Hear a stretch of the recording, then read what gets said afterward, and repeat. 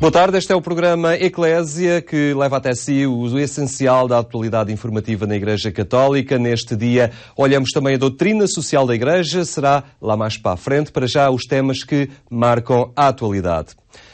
Agente de esperança e promotora da alegria, assim deve ser a ação da Igreja junto dos jovens. O Conselho Nacional da Pastoral Juvenil reuniu no passado fim de semana em Fátima para apresentar o plano pastoral e preparar as iniciativas de juventude que se aproximam.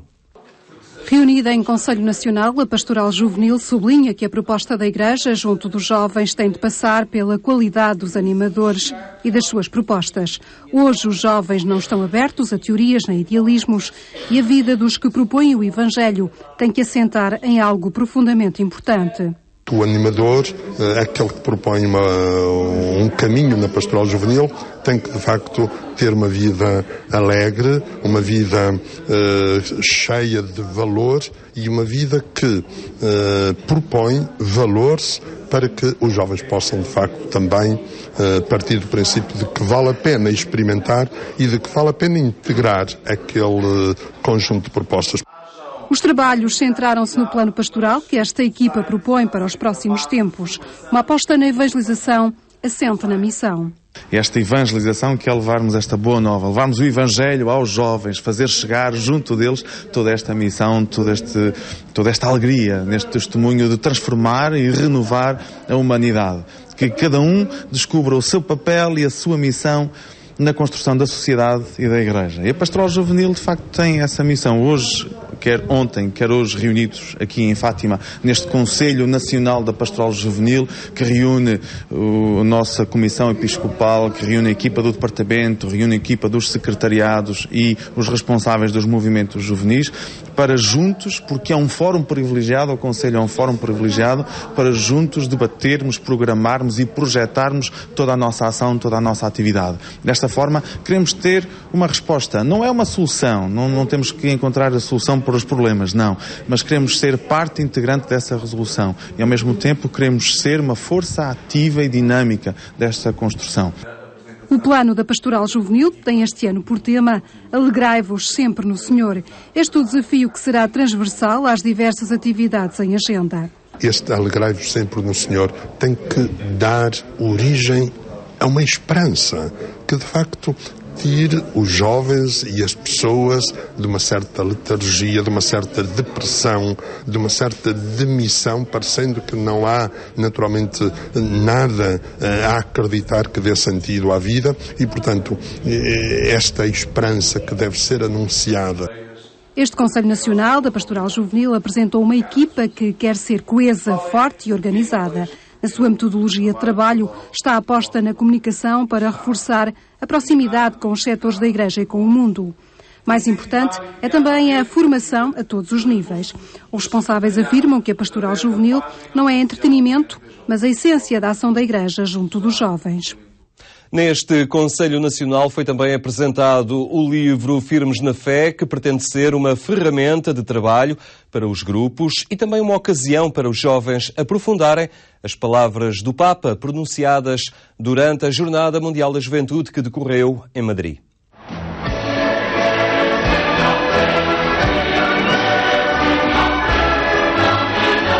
Firmes na Fé é a oportunidade para regressar ao espírito daquelas que foram as últimas Jornadas Mundiais da Juventude.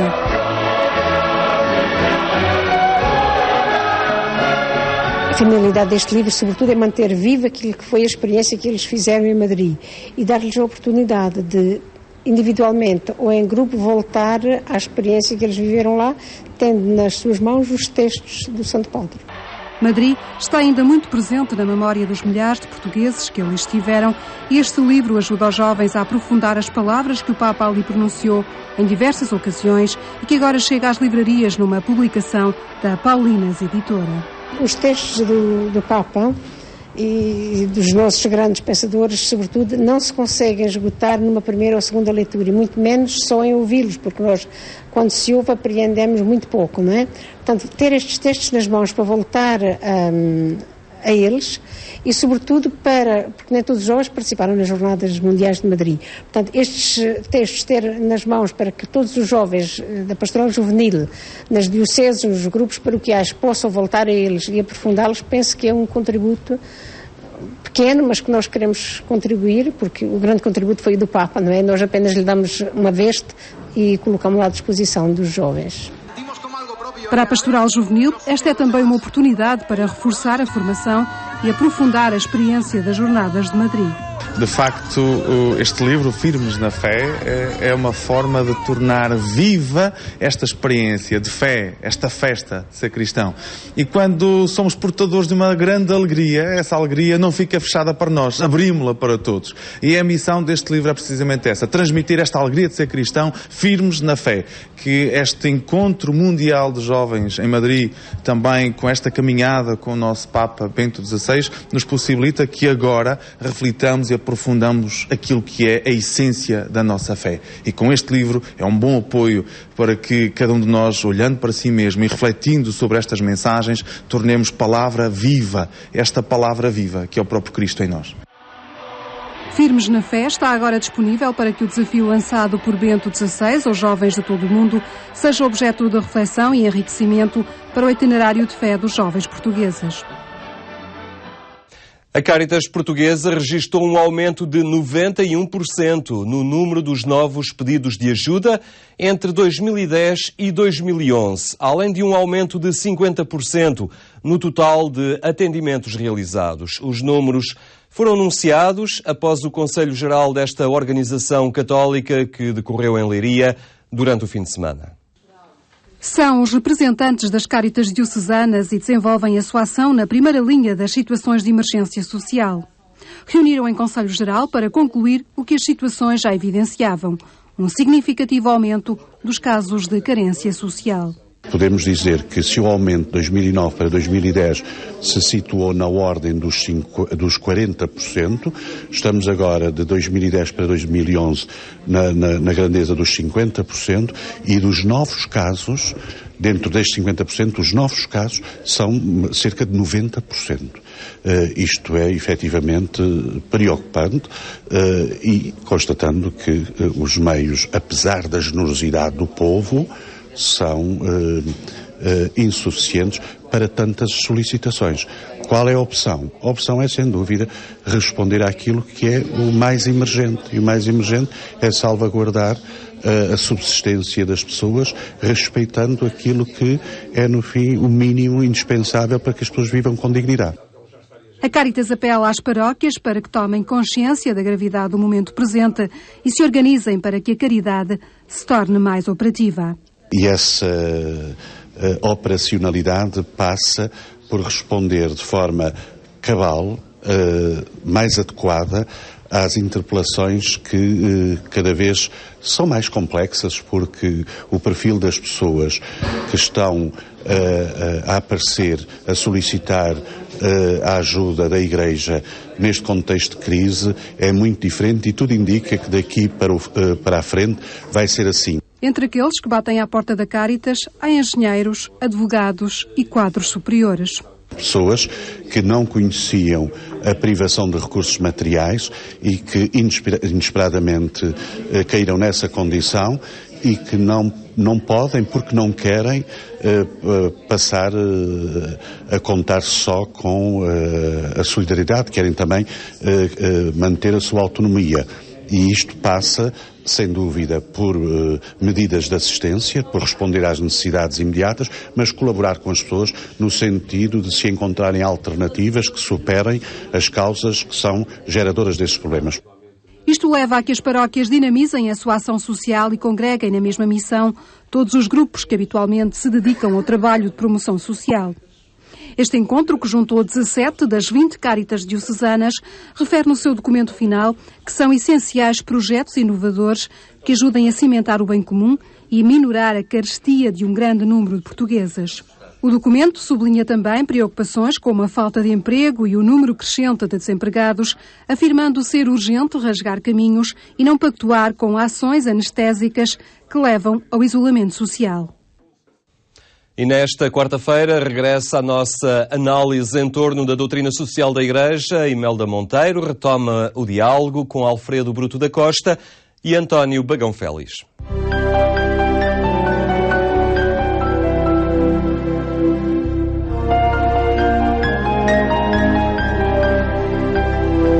Estamos de regresso para mais um apontamento semanal sobre os fundamentos do pensamento social da Igreja. Já aqui falámos do destino universal dos bens, hoje queremos regressar a ele para falar da opção preferencial pelos pobres. Boa tarde aos meus dois convidados, o Dr. Bagão Félix, o Dr. Bruto da Costa. Muito obrigado por estarem novamente connosco. Começo por si, Dr. Bagão Félix. A doutrina social da Igreja diz que os bens são para todos, contudo, ao longo dos séculos sempre houve pobres. A Igreja manda que se olhe para eles. É pôr em prática a caridade cristã? A semana passada falámos do princípio do bem comum e há umas semanas, de facto, falámos do destino universal dos bens. Deles decorre a opção preferencial pelos pobres. Evidentemente, como a Imelda disse, sempre houve pobres e provavelmente haverá sempre pobres. É mais uma razão para que a ação concreta perspectivada na doutrina social da Igreja tenha essa preferência. Hoje em dia, aliás, a questão é muito interessante, porque se nós pudéssemos, num relance, ver todas as encíclicas, desde a Rerum Novarum, do século passado, não, do século XIX, nós veríamos muito presente este princípio, que entretanto vai tendo afloramentos diferentes, porque a noção de ser pobre é uma noção hoje muito mais... é diferente. Eu, aliás, prefiro a expressão opção preferencial pelos últimos. Porque a noção de pobre é uma noção muito quantitativa. É de estar abaixo de um determinado limiar de rendimentos.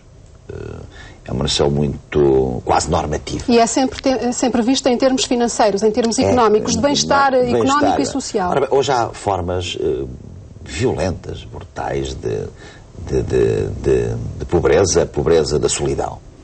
Por exemplo, na Caritas in Veritate, diz no capítulo 5, Bento XVI, uma das pobrezas mais profundas que o homem pode experimentar é a solidão. As outras pobrezas, incluindo a material, também nascem do isolamento, não ser amado ou da dificuldade de amar. Portanto, ser pobre, estar excluído, ser desconsiderado, ser velho muitas vezes, que também aqui já falámos. E, portanto, hoje a noção de pobreza é mais qualitativa, às vezes é mais difusa, às vezes é mais difícil não só de prevenir, como, sobretudo, de combater, mas é mais uma das razões, dada a perspectiva integral do respeito pela pessoa humana, para que esta seja, de facto, a primeira opção da Igreja, ou seja, a primeira opção é pelos últimos. Muito bem, doutor Bruto da Costa. Opção preferencial pelos pobres. Sim, senhora. Na sequência daquilo que o Dr. Bagão Félix disse, eu queria introduzir um outro conceito que é mais recente, em certo sentido, pelo menos no modo como se veio difundindo, que é a noção da exclusão social. E hoje, quando falamos em pobre, e para não nos limitarmos a um determinado tipo de carências, utilizando o conceito de exclusão social, nós temos uma noção mais próxima daquilo a que o Dr. Bagão Félix chamou os últimos. E eu queria chamar a atenção por uma curiosidade. Se nós olharmos para o quadro do juízo final de São Mateus, deste-me comer quando tinha fome, deste-me vestir, etc., nós encontramos dois tipos de carências, apesar de olharmos para aquilo, em princípio, na linha da pobreza quase material. Fome, sede, vestir, não tinha abrigo. Mas, ao mesmo tempo, eu estava doente e vieste visitar-me. O Evangelho não diz vieste curar-me, é visitar-me. É um problema da relação. Não está ali o problema da eficácia da cura. Isto é para os médicos. Permita-me interromper neste. Sim. É muito interessante o que o professor Alfredo Bruto da Costa está a dizer, porque hoje em dia a ideia da saúde, muitas vezes na cabeça das pessoas, funciona apenas como a ética do cuidar. Curativo. Do curar. Mas é fundamental cada vez mais a ética do cuidar. Do cuidar. É nesse Exatamente. sentido. A mesma coisa para os reclusos. estava prisioneiro e vieste visitar-me. Portanto, já num tempo de São Mateus, havia, além daquela clássica, daquele grupo clássico dos órfãos e viúvas, não é? Já havia esse alargamento do sentido de carência. Isso por um lado.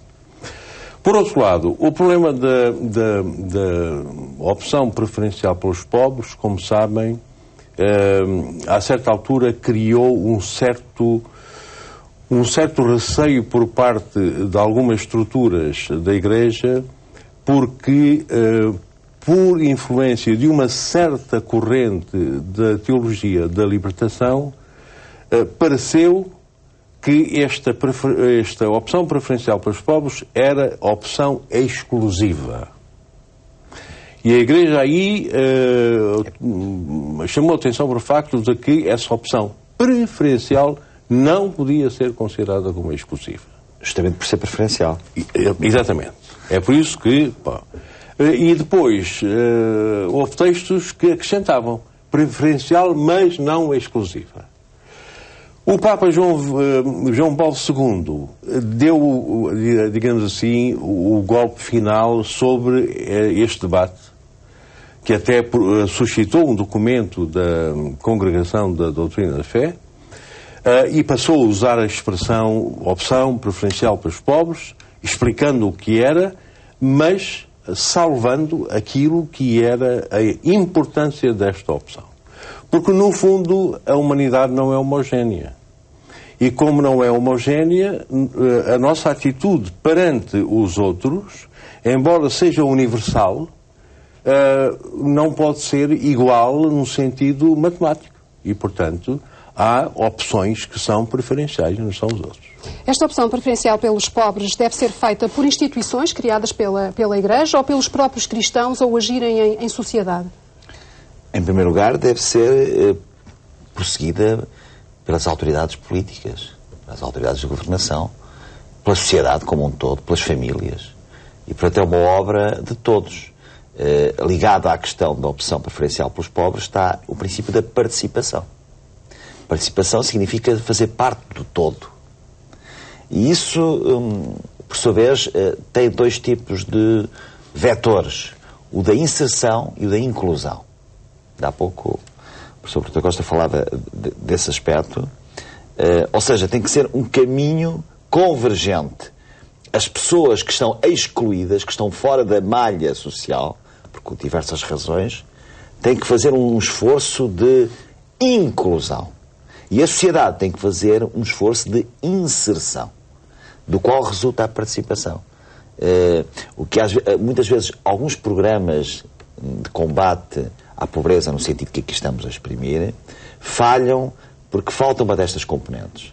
Às vezes as pessoas não estão preparadas para fazer esse esforço de inclusão e às vezes a sociedade, através dos seus diferentes meios, a própria Igreja também, naturalmente, não sabe, não gosto da palavra aqui, mas tenho que dizer, não sabe gerir com a equidade calibrada completamente a ideia da eficiência. Porque, e volto mais uma vez à afirmação do princípio, os pobres hoje em dia são sobretudo definidos por aqueles que têm a chamada pobreza de escolhas e a pobreza de oportunidades. Hoje um jovem, mesmo saído da universidade, em Portugal, mas posso falar noutro país, em boa medida é um pobre, porque deixou de ter a capacidade de escolher porque não tem oportunidades. Dr. Bruto da Costa, estes novos pobres da sociedade de hoje. Sim, só queria sublinhar um aspecto que é o seguinte. No princípio falaram de sempre pobres, há de haver sempre, etc., não é? Eu costumo dizer a brincar que o facto de haver, enfim, de possivelmente sempre termos pobres, não suscita nos cristãos nem nos outros homens o dever de fazer com que isto seja verdade. Pois, da resignação. Resignação. Nós não temos que ter a preocupação desta previsão, digamos assim, que no fundo é uma consequência da limitação humana. Portanto, não vamos acabar com a pobreza, como não vamos ser perfeitos como o Pai. Claro. E, no entanto, Jesus disse ser perfeitos como o Pai é perfeito. Bom, isso por um lado, não é? Não devemos ter a preocupação de que isto possa não ser verdade. O segundo problema é que nós, ao olharmos para a sociedade e aquilo que a sociedade precisa de fazer, uma das formas de fazer é esta política, neste campo, naquele campo, em que medida vai prejudicar ou beneficiar os mais pobres. Esta pergunta deve existir, deve ser uma pergunta constante e universal a todos os campos de política. É muito interessante o que está a dizer, e para terminar, eu lembro-me agora de uma frase, de uma expressão de uma reunião da Conferência Episcopal dos Bispos norte-americanos, há uns anos atrás. Sobre economia. Quando dizia a melhor maneira, a maneira mais correta de medir a eficácia da economia está no modo como trata os mais pobres e os mais vulneráveis da sociedade. De algum modo é isso que acabou de dizer. Muito obrigado. Ficamos então com esta ideia. Fica marcado o próximo apontamento sobre a doutrina social da Igreja. Será na próxima quarta-feira, de hoje a 8 dias.